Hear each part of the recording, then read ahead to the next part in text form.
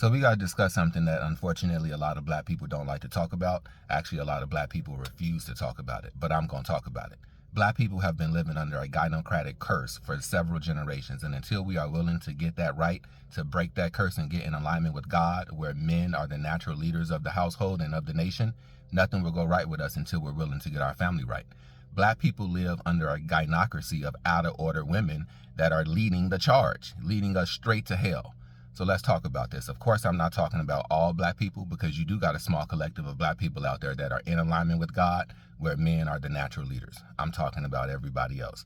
Let's talk about Stephen A. Smith as a case study. You all know him. He's a black commentator of politics and sports.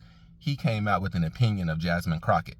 He didn't even do any personal attacks, no ad hominem attacks. He didn't talk about the way she looked. He didn't body shame her or anything. He talked about her lack of policies and her ineptitude.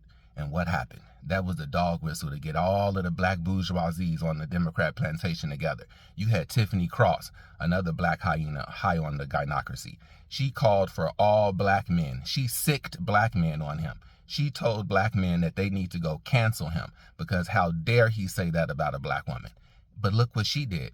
She body shamed him. She said he had little D energy. She talked about the way he looked, talked about his family, and all of that was okay. And she did that in the presence of men. She did that in the presence of 2 to 3 black men, and nobody said anything to it. Nobody said anything about it. So just look at the optics of that. You can't have a black man check an out-of-order black woman. He didn't even check her. He actually just gave an opinion. And then as soon as he gave that opinion, you had the whole black Democrat plantation up in arms, coming out to get him. And boy, they must have gave him a beating on that plantation, because a couple of days later, he came out with a groveling, poor excuse of an apology. He apologized and groveled and said that he shouldn't have did that publicly. And then he switched it and started talking about Trump. He said that him criticizing her was actually aiding and abetting Trump. Can you just look at that?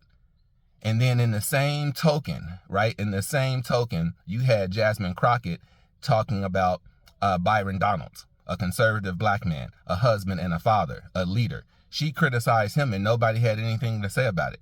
So Stephen A. Smith, that was just pathetic. It was just a sad excuse to see such weakness in our men like that.